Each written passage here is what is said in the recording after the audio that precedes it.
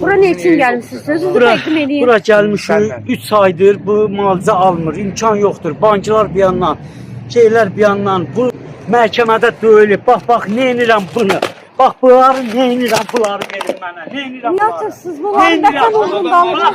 Bunun için məhkəmə söylüyor. Məhkəmə deyir, bunu verəniz. Vətən uğrunda Verəniz deyir.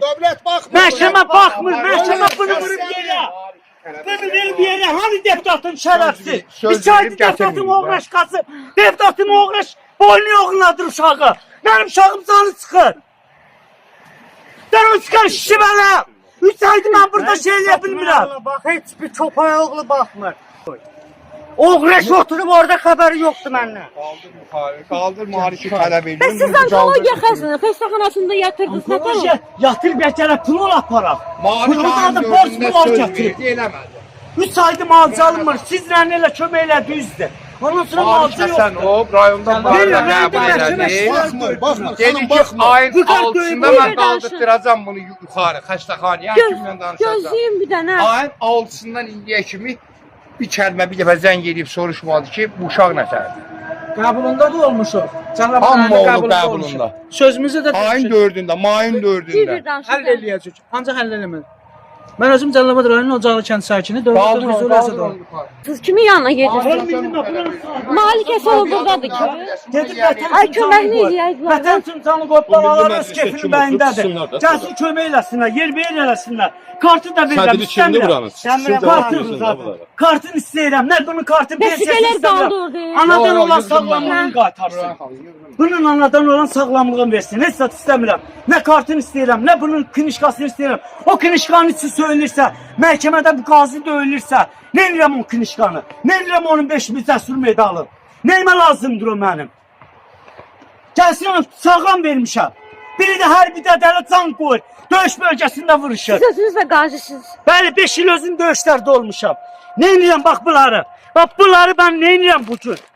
Nə edirəm bunları? Bunlar mənim nəyimə lazımdır bunlar? Nəyimə lazımdır bunlar mənim? Sağaltsın versin mənim uşağıma. Nəyimə lazımdır bunlar?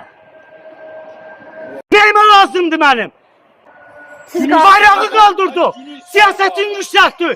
Siyasetin sevdi. Bu da ölkədə döyülürük, söylürük. Hani deputatım? 2 aydır deputatım qaçıb. Deputatımın uşağı boynu yoğnadı. Orada restoranlarda. kimlərsə görüşdürə bilərsiniz. Keyfiyyəti itib artıq. Deyir bunlar girmir. Nə onu döyüblər, medalını qırıb atıblar. Nə edirəm ona? Ben nə edirəm? Sağlatsın o bunu. Tez gündə bu bədən şişir. Bax, mən ala bilmirəm bunu. Təmin eləmirəm, kompreslə yaşayıram. Mən bununla yaşamaq halımdı ya. Hə, niyə baxmır ki? Deyir ki, böyrəndə daş var. Baba bu daxa. Anasın, nənəsini öldürə bilməz, dializ xəstəsidir. Qazidə məştəq adamı da. Həmin Cəlilabada ucu deyir ki, daş var 8 ay. Ucu uşağına, qazının uşağına keçir. Buna ona görə gəlmişəm ki, haqqın versin körpəmə. Sanım kriminalda Dənə istəyirdim, əli. çıxartdılar məni. Acından ölür balalarım. Dünən ağlayırdı, o 2 dənə çörək aldı, getdi verdi balalarıma.